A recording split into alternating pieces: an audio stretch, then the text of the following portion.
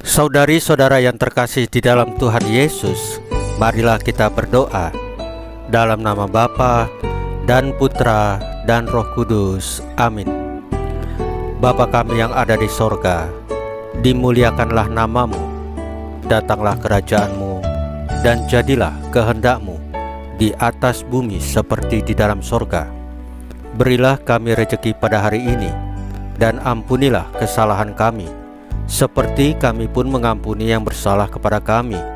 Dan janganlah masukkan kami ke dalam pencobaan, tetapi bebaskanlah kami dari yang jahat. Ya Roh Kudus, hadirlah saat ini untuk memimpin dan membimbing kami dalam membaca firman Tuhan Yesus dan merenungkannya, sehingga kami dapat mengerti maknanya dan dapat kami laksanakan dalam hidup kami sehari-hari di tengah masyarakat kami. Pembacaan Injil Lukas pasal 11 ayat 1 sampai dengan ayat 4. Hal berdoa. Pada suatu kali Yesus sedang berdoa di salah satu tempat. Ketika ia berhenti berdoa, berkatalah seorang dari murid-muridnya kepadanya, "Tuhan, ajarlah kami berdoa, sama seperti yang diajarkan Yohanes kepada murid-muridnya." Jawab Yesus kepada mereka, "Apabila kamu berdoa, katakanlah, Bapa, dikuduskanlah namamu, datanglah kerajaan-Mu, berikanlah kami setiap hari makanan kami yang secukupnya, dan ampunilah kami akan dosa kami, sebab kami pun mengampuni setiap orang yang bersalah kepada kami. Dan janganlah membawa kami ke dalam pencobaan." Demikianlah sabda Tuhan.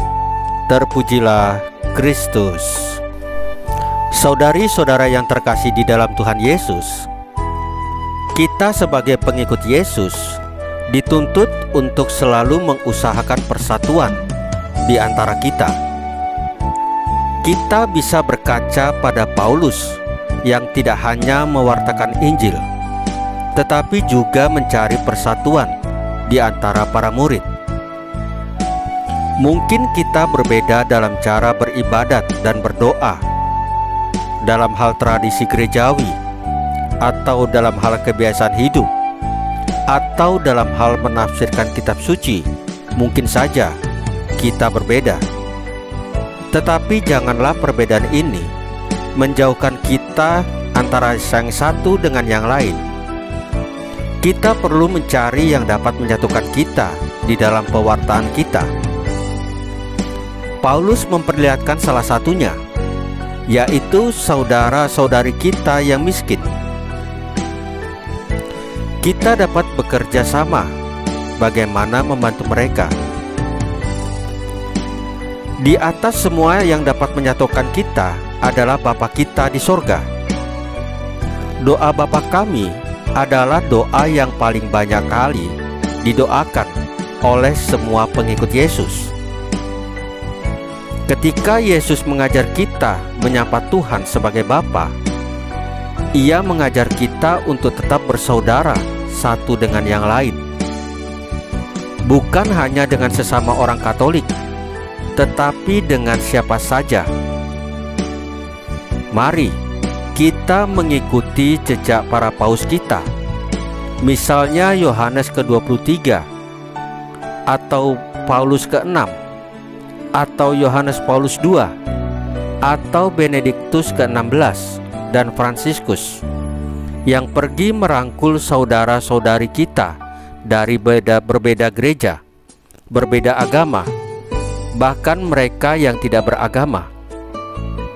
Mari kita melihat setiap orang sebagai saudara atau saudari, terutama mereka yang miskin papa.